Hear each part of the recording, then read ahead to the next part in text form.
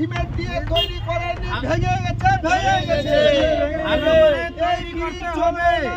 এই ব্রিজে ভালো সিমেন্ট দেওয়া হয়নি, ভালো সিমেন্ট দিয়ে তৈরি করতে হবে। সিমেন্ট কম দিয়ে হয়েছে ওই ব্রিজে। চারদিকে ব্রিজে দেখেন মাথায় দাঁড়িয়ে আছে, চারদিকে ব্রিজটা যেন ভালো করে তৈরি করা হয়।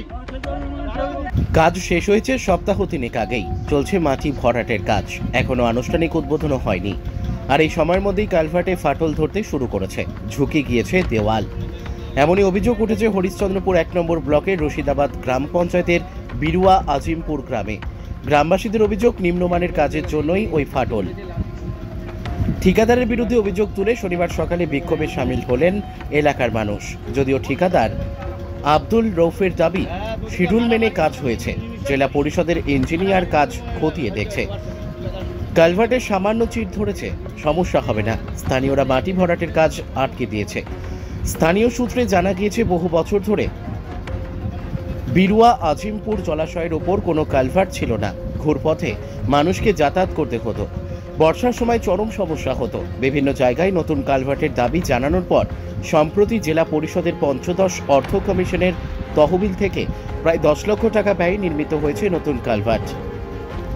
কালভার্ট তৈরির কাজ শেষ হওয়ার কয়েকদিন পরেই কালভার্টের নিচের অংশের ফাটল দেখা দিয়েছে বলে অভিযোগ করছে স্থানীয় বাসিন্দা তাশিফুল হক। বলেন, কাজের মান ভালো হয়নি, নিম্নমানের বালি, সিমেন্ট ও রড দিয়ে কাজ করা হয়েছে, সেজন্যই কালভার্টের 2 দিকে ফাটল দেখা দিয়েছে।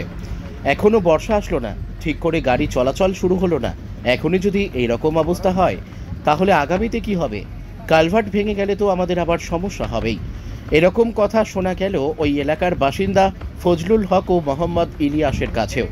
জেলা পরিষদের জুনিয়র ইঞ্জিনিয়ার একরামুল হক বলেন, এক জায়গায় ফাটল দেখা দিয়েছে, টেকনিক্যাল দিক থেকে ঠিকই আছে, কাজ ভালো হয়েছে, কোনো সমস্যা হবে না বলেই আশা করি। যদিও প্রশাসন কাজ ভালোর কথা বললেও গ্রামবাসীদের মনে প্রশ্ন রেখেই যাচ্ছে কালভার্টের এই ফাটল। মালদা থেকে বিশ্বজিৎ মণ্ডলের রিপোর্ট, এস নিউজ বাংলা। ব্রিজটা যদি ভালো হতো তাহলে আমরা যেতে পারতো, কিন্তু আবার ওদিকে যাতে আবার জমিদারের বাগান দিয়ে আবার ও টাকা পয়সা আবার টাটি দিয়ে দেয়, হ্যাঁ আমরা যেতে পারবো না।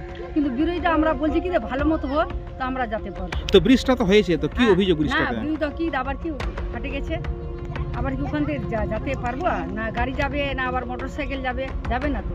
তো এখনো ব্রিজের কাজ তো কমপ্লিট হয়নি, তার আগে ফেটে গেছে? হ্যাঁ ফেটে গেছে, এই গাড়িটা নিয়ে আবার ফাটে গেছে। তো ব্রিজ কি বেশি দিন টিকবে মনে হচ্ছে আপনাদের? কারণ এখনো তো বর্ষা বাকি। আমরা বলছি কি নতুন করে আবার ব্রিজ করব, হ্যাঁ ব্রিজ করে আবার হবে ভালো। বলছি এখনো তো বর্ষা বাকি আছে। হ্যাঁ বর্ষা বাকি আছে, আবার কত বাকি আছে। হ্যাঁ ঝড়ি টড়িয়ে যত আছে সব বাকি আছে। আবার ওই সময় যদি আবার যদি ঝড়ি পড়ে, বৃষ্টি পড়ে তো আবার ঘুষরে পড়ে যাবে। তো ঠিকাদারকে তখন জানানি এই যে নিম্নমানের কাজ হচ্ছে ব্রিজে? আবার কতদিন? হ্যাঁ ঠিকাদারকে জানিয়েছিলেন আপনারা? ঠিকাদারকে জানাতে আছি তো। তো ঠিকাদারে কোনো গুরুত্ব দেয়নি? কি নাম আপনার? আমার নাম তোফা বিবি। বাড়ি আপনার? আমার বিরুয়াই। কিন্তু বিক্ষোভ হচ্ছে এটাই যে ব্রিজ ভেঙে গেছে, মাটি দেওয়ার সঙ্গে সঙ্গে ব্রিজ ভেঙে গেছে, 2 মাসও হয়নি। আর ব্রিজ কি করে এই ব্রিজ হবে এত গর্তই?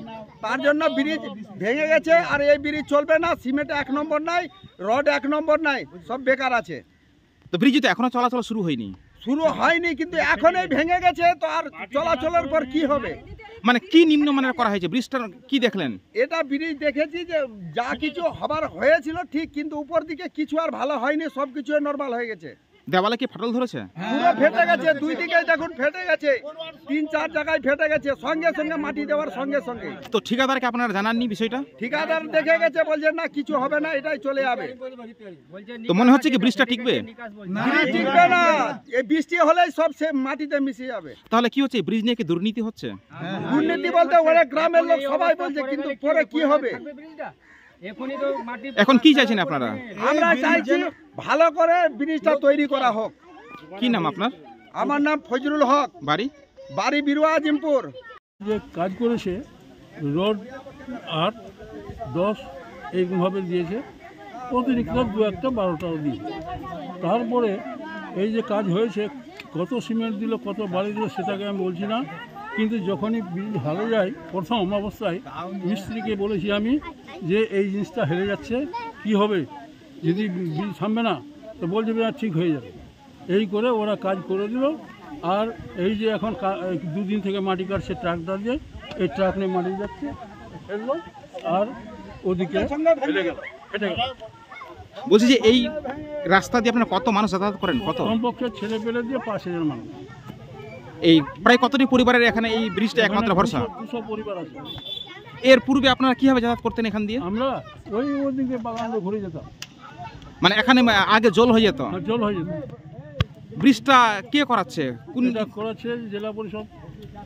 তো উনি আর বিষয়টা জানাননি যে 2 নম্বরই বা এখন দুর্নীতি হচ্ছে ব্রিজ নিয়ে? এরা জানাইছে, আমি তো বাইরে যাচ্ছি না। এখন আপনাদের কি দাবি করছেন? আমাদের এই দাবি যে এই দোহরায় নতুনভাবে এই ব্রিজ করা হোক, যাতে আমাদের কিছুদিনের জন্য চলে।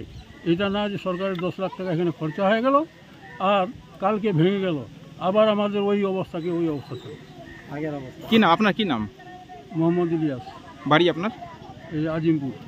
জায়গায় নিয়ে সমস্যা হচ্ছে, যখন এই কন্ট্রাক্টরকে বললাম প্রথমে যখন এই স্টার্টিং হয় যে এমনি ব্রিজ হয় না, উনি বললেন না এমনি আমাদের যেটা সার্কুলার আছে আমরা সেভাবেই করব।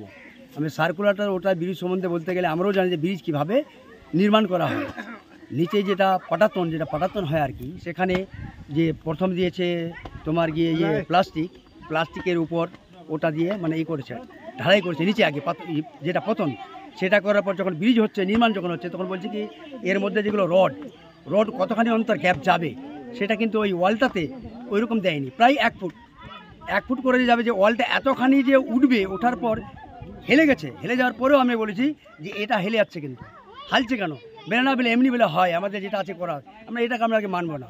সিমেন্টের বিকল্প আছে, এই বালির বিকল্প আছে, এই তোমার গিটির বিকল্প আছে, অনেকগুলো বললাম, কথা তুলে ধরলাম, বলে না এরপরে বলে এটা সিমেন্ট দিয়ে আমরা বলে করবো, ঠিক আছে। এবার তারপরে আমি কালকে দেখছি যে গাড়িতে করে যখন মাল দিচ্ছে, আমি তখন স্কুলে ছিলাম, স্কুল থেকে বাড়ি গেলাম, বাড়ি থেকে এসে দেখছি যে ওয়ালগুলো ক্র্যাক হয়ে গেছে। আগে যখন ক্র্যাক হতো তো ওটা কি করেছে যে সিমেন্ট দিয়ে ওকে উপরে লেপ দেওয়া হয়েছে, ছবি করা আছে, ওটা ছবি করা আছে, আবার মানে মানুষজনে বুঝতে পারছে ঢেকে দিয়েছে। হ্যাঁ ঢেকে দিয়েছে, ওটাকে কি লেপ দেওয়া হচ্ছে, লেপ দিয়ে করে দিয়েছে, তাকে মানুষকে কি চুতিয়া বানানো হচ্ছে। এটাতে যিনি যে এটা স্যাংশন করেছেন মর্জুনা দিদির একটা অবদান রয়েছে, যে জেলা পরিষদ থেকে আমরা গ্রামবাসীরা বললাম এটাকে নিয়ে তুলে ধরলো, উনি কাজটা ঠিক করেছেন।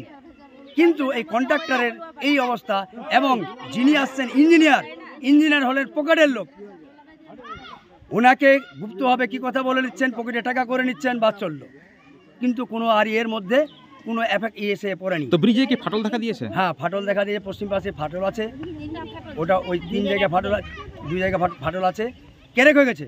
আগে যেগুলো হতো আবার প্রলেপ দিয়েছিল, প্রলেপ দেওয়ার পর মানে ওটা ঢেকে দিল, তো গ্রামের মানুষকে চুতিয়া বানানো হচ্ছে। তো ব্রিজেতে এখনো যাতায়াত শুরু হয়নি, এখনো তো ভারী যানবাহন চলাচল করছে। এখনো যানবাহন চলাচল হয়নি। এর আগে আমি বললাম যে এটা দিয়ে কি এলপি ফাঁসবে, বলে এলপি কেন, 2 বছর পরে বলে আমাদের টাকা মিলে। কে বলছে? কন্ট্রাক্টর বলছে 2 বছর পরে আমরা টাকা মিলে, এখন তো শুরু তো কাজটা করতে দাও, আগে দেখো যে কি হচ্ছে। কিন্তু এই প্রবলেমটা যে দাঁড়িয়ে গেল, ভরতে আমি আসতে ঢুকতে কালকে উনি চলে গেলেন, বাইক নিয়ে বাড়ি চলে গেলেন, আর কোনো কারো দেখা। তাহলে এই ব্রিজটাকে টিকবে মনে হচ্ছে না? টিকবে না, কোনো মতেই টিকবে না এই ব্রিজ। কারণ যদি ব্রিজের সে দেওয়ালে যে জল লেগে থাকে, সামনে তো এখানে আপনার এই জলাশয় সবসময় তো জল লেগে থাকবে। আমি এর আগেও বলেছিলাম যে এখান থেকে যে মাটিটা তুলেছে, আপনি এদিকে ক্যামেরা করবেন, মাটি যে তুলে উপরে করা হয়েছে, তো এবার কন্ট্রাক্টরকে বললাম, কিন্তু কন্ট্রাক্টর কথাটা শুনলো না, বলে না এটা মাটি দিয়েই চলবে। এমনি করে থাকলে পর কি ওয়ালটা টিকে থাকবে? তো আপনাদেরকে কাজের শিডিউল দেখায়নি? মানে কাজ যে করার যে নিয়ম, শিডিউল সরকারিভাবে যে নিয়ম দেখায়নি।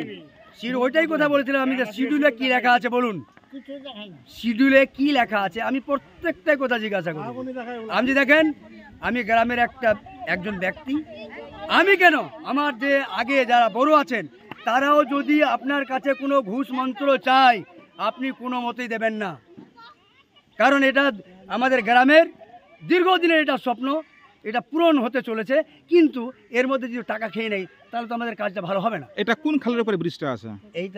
এই যে একটা নালা, এই নালাটা কিছু নাম আছে কি? এটা হলো যে দেখো, কামারটা মৌজা। এটা কামারটা মৌজায় পড়ছে, এই নালাটা কামারটা পড়ছে দীর্ঘদিনের। কন্ট্রাক্টরকে যখন বললেন যে নিম্নমানের পাথর বা সিমেন্ট দিয়ে হচ্ছে রোড দিয়ে, তখন কন্ট্রাক্টর কি কোনো হুমকি টুমকি দিয়েছে? না, হুমকি দেয়নি উনি হুমকি বেলে না, বেলে এরপরে এই হচ্ছে উপরে বেলে ভালো করবে। তো এখন আপনার দাবি কি থাকছে? এখন দাবি থাকছে এই আর ব্রিজ চলবে না, পুনরায় ব্রিজকে নির্মাণ করা হোক, ভালো করে নির্মাণ যাতে হয়।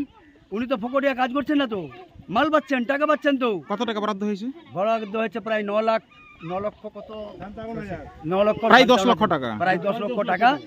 এই 10 লক্ষ টাকা দিয়েছেন, 10 লক্ষ টাকা, কিন্তু কন্ট্রাক্টর কোনো শুনছে না। ইঞ্জিনিয়ার কন্ট্রাক্টর মিলে এটা এফেক্ট হচ্ছে। তো জেলা পরিষদকে জানিয়েছেন আপনারা? জেলা পরিষদকে তো এবার কাজ করতে দিবেন? কাজ করতে দিবেন? যদি পুনরায় কাজ করে, পুনরায় যদি তৈরি করে, তাহলে কাজ করতে দেবো, নচেত দেবো না। কারণ যে এর উপরে যে মাটি কেড়ে হয়ে গেছে, পড়ে যাবে, উনি তো চলে যাবেন, তাহলে আর কাজ হলো না। এই যে ব্রিজে যে মাটি ভরাট করেছে, এটা কি বাইরে থেকে নিয়ে এসছে না পাশে মাটি কেটে করে দিয়েছে? আগে প্রথমটা আগে পাশেরটা কেটে দিয়েছিল, মানা করেছিলাম কাটবেন না। ওয়াল মানে ওর মধ্যে ওয়েটটা বেশি হয়ে গেলে পরে হেলে দিতে পারে, কিন্তু তবু অর্ধেকটা কেটেছে। এবার বাইরে থেকে মাটি তুলে এনে দিচ্ছিল। এবার দেখি যখন ক্যারেক হয়ে গেল বেশি, বাস সে গাড়ি নিয়ে পালাচ্ছে। আপনার কি নাম? আমার নাম তসিফুল হক। আপনার বাড়ি? আমার বাড়ি এই আজিমপুরে।